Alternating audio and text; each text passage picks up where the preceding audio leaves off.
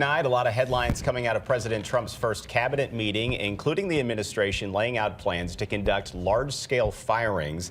Some of those cuts could slash 65% of the Environmental Protection Agency's workforce, and that meeting making news because of the other people who took part in it. Yeah, and that includes Elon Musk, who shared some of the ongoing efforts his Department of Government Efficiency, or DOGE, is taking to slash those federal jobs.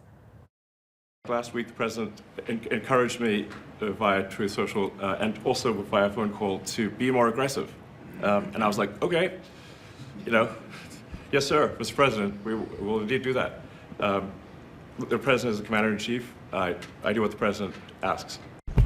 These comments and continued backing of DOGE by President Trump come amid growing confusion from a Musk-directed ultimatum to federal workers to list their weekly accomplishments or possibly be fired. First Alert 4 is investigating what's happening in Washington with DOGE and the effects in St. Louis. Our Cameron Bob here with new information and his ongoing investigation. Cameron. Yeah, Sam. Musk was there today despite not being a cabinet member and not being with any government agency. He said, though, he and DOGE need the cabinet support to continue finding ways to cut costs. Take a look. This here is DOGE's wall of receipts. These are all the contracts and real estate leases that DOGE claims it has terminated to save money. It includes a handful of federal agencies with field offices right here in the St. Louis area. And tonight we're learning one of the federal agencies that DOGE claims it's already terminated the lease on is still operating in that office space. What's more, DOGE is taking credit while the agency says they had plans to end that lease long before President Trump took office and before DOGE was conceived.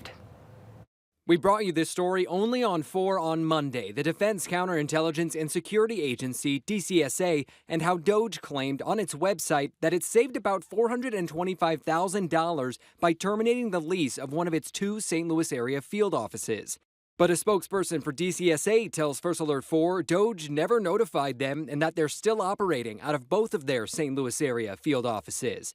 The agency also says, quote, DCSA began market research for new space in 2024. Once a site is identified, DCSA will consolidate its 2 field offices into a single location under a new lease, end quote. DCSA also says they can't confirm the so-called savings DOGE is claiming because the agency still needs to find a new lease. Meanwhile, Drone 4 here keeping eyes on the National Geospatial Intelligence Agency in St. Louis as well. This is the construction site of the new NGA West facility on the city's north side at Jefferson and Cass.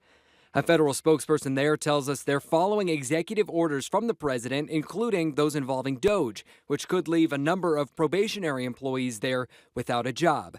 They do confirm, however, the fall move-in for the new facility and the spring 2026 opening date is not being impacted by any presidential orders.